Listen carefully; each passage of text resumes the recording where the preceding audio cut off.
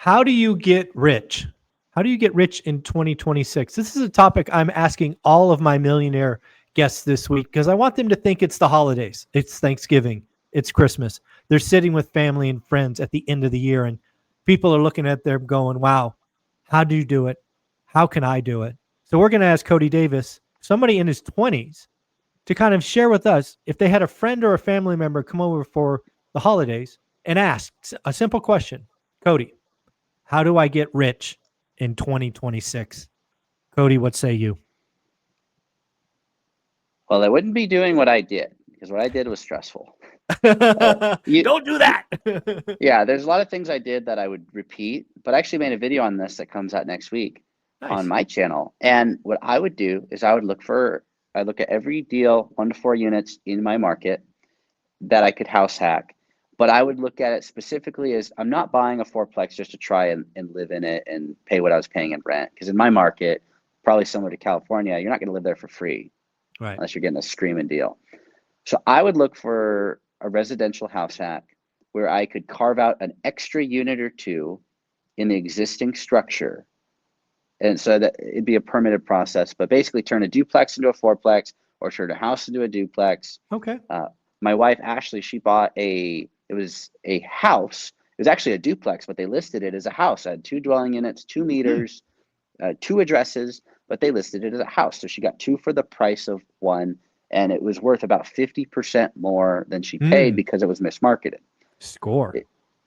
Yeah, but there's deals like that on the MLS all the time, which is crazy. And so I would look for that type of opportunity if I was starting over, if I had a family friend that wanted to do this, where you can either carve out a unit or it's mismarketed, because the price to rent ratio you can get is so much better when you can either add a dwelling unit above existing use or 2 dwelling units. The most I ever did, I turned a 5 into an 8.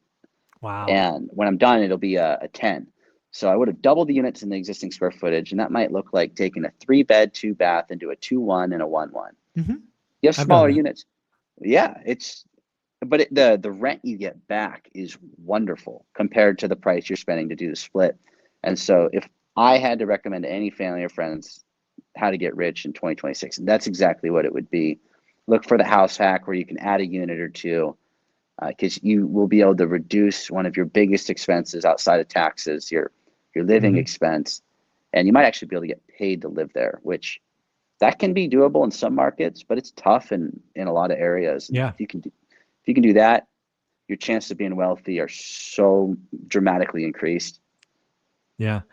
I like it. The kind of first step is where I would expect we would go with a special Cody twist. So we're not only talking house hacking, but we're talking house hacking with the addition of value add, right? Creating those additional units. Because again, taking a 3-2, which in my market might rent for $1,800 to $2,000, depending on what part of the city, into a 2-1, 1-1, you're probably going to get 2,800, 2,900 combined in that same square footage. So again, finding ways to add value.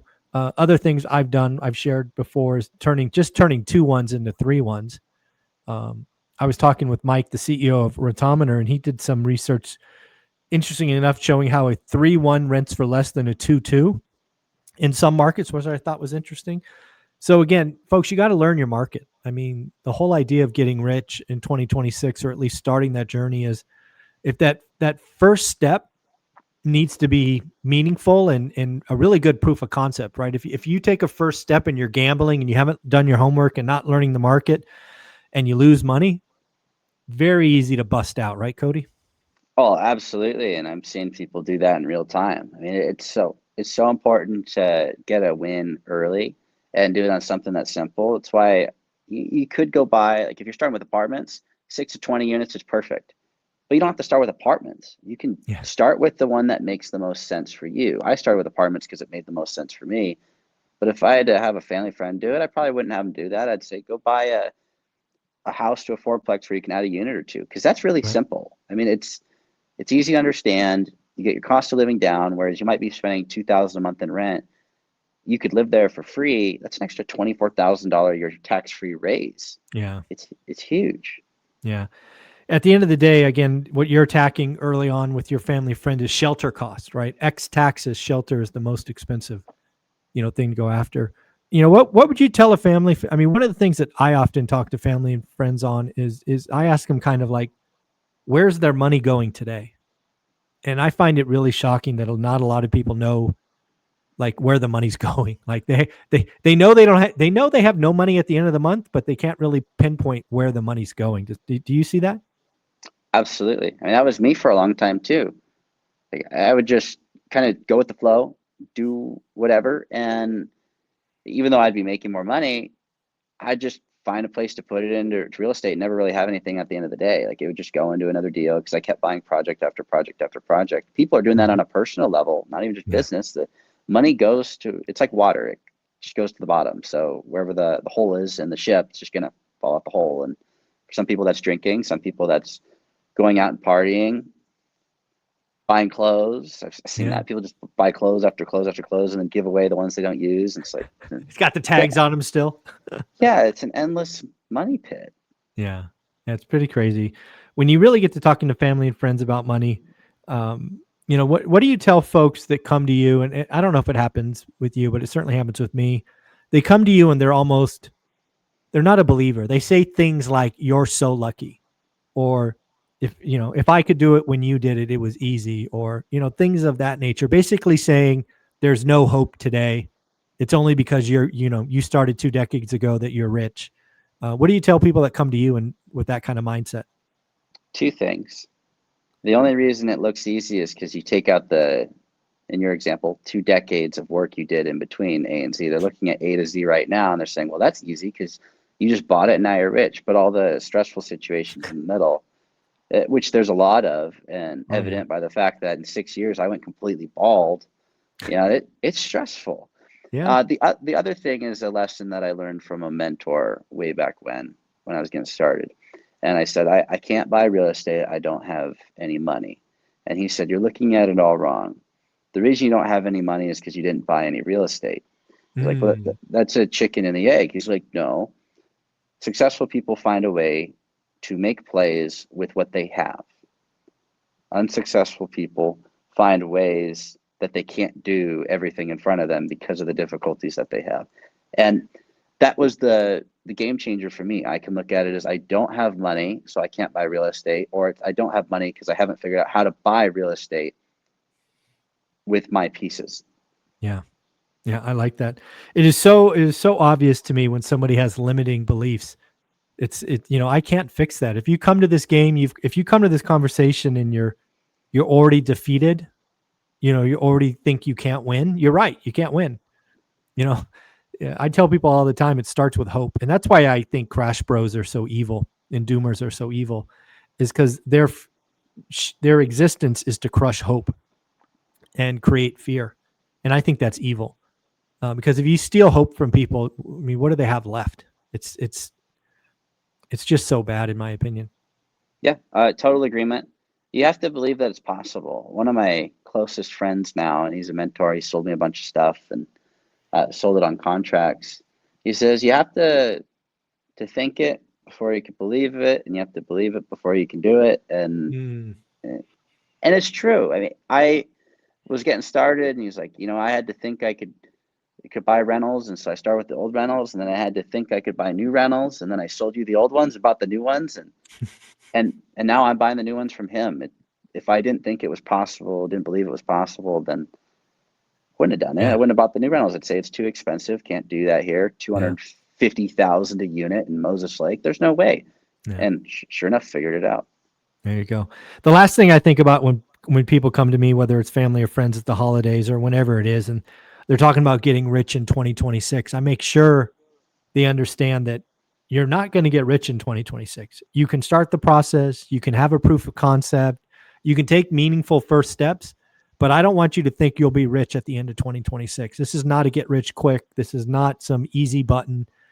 It's a start, it's a beginning. It all starts somewhere, but I make sure they understand that you won't be rich at the end of 2026, but you may have started the process of getting Yeah. rich. And even with all the adjustments I've made, I've been very hands-on overseeing where my portfolio is and goes. But by the time I'm going to feel rich, it will have been 7 years. Mm, I'm 1031ing my old properties right now into new properties. there you go. And at that point, I'm going to feel rich, but it would have been 7 years start to finish. And that was very hands-on. It still took 70% of a decade. Yeah. Yeah. It's pretty amazing. And again, one of the reasons you're going to feel rich, because we've talked about before, is that you live on $2,000 a month, right? It's a lot easier to feel rich when you live on $2,000 a month. Whereas if you lived on 20 grand a month, you would not feel rich at the end of 7 years, right? Part of this is lifestyle. And, that's the key to this. Again, if you ever played the Rich Dad, Poor Dad cash flow game, which I highly recommend, you can either be you can be a teacher, policeman, or a lawyer/doctor. I will take teacher, policeman every time. I don't want that high income. I don't want that keeping up with the Joneses stuff. Give me that reasonable wage, and I'll clean your clock every time. Well, that's the same reason I paid off a 3% interest car loan. I mean, if your cost of living, even though it's a cheap rate, it's like go for the thing that gets you freedom, not for the thing that's the cheapest rate. Because if everybody's talking about it online, it's probably not the thing you need to do to be free. It's funny you bring that up. I interviewed a guy on who posted on Twitter, Barbell Finance, I think his handle was. He paid off a 2% mortgage in like 5 years, and it got like 8 million views. 4 million people said congratulations, and 4 million people told him he was an idiot. And when I interviewed him, he goes, I'm a finance guy. I know the math, but what you need to realize is peace of mind is far more valuable. And I'm like, you're right. Know thyself, right? Peace of mind, freedom. If that's what gets you through the day, congratulations. I'm glad you paid it off. Yeah, and I would do the same thing. I mean, I was thinking about this because I recorded a video about 30 minutes before we did this, and it was about no personal obligations. You have options on the personal level, obligations on the business level, and you can get the cheapest debt on personal items. And there's a reason for that. It's enticing to get you into the game and make that wheel bigger and bigger. But if you owned your house free and clear, would you borrow against it just to be a little bit richer? And I wouldn't. I don't think. I've told people all the time, that's the one asset I would never put at risk. I never put where my daughter slept at risk. Are you kidding me? Not happening. Yet people will get a mortgage or they'll get a car loan and they're like, well, I already have it. So why would I pay off a 3% before I pay off a 6% on the business?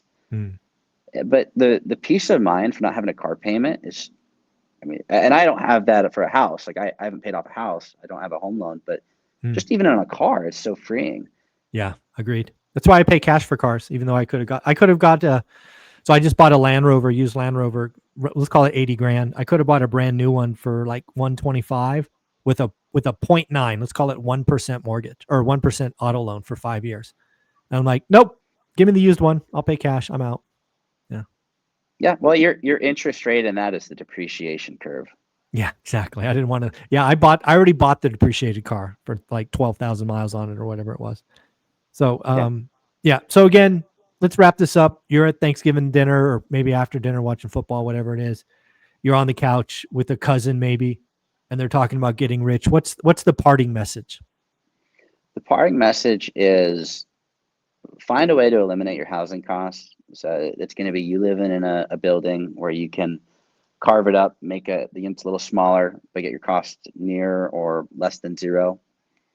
And then stack 100% of what you were using for that to put into other investments. And whether that's just liquidity right now in a money market for another deal, whatever it is, get your cost to nothing. If you truly don't like it, you can move out in a year. You can rent it out for a profit, and you can use that profit to pay for where you were living before. You can go rent somewhere else, but get your cost to near zero, and you're going to be able to have a clear head for your next wealth journey steps. There you go. Cody, you're amazing. Where can people find you? Cody Davis Business Adventures on YouTube. There you go. Thank you, buddy. Thanks.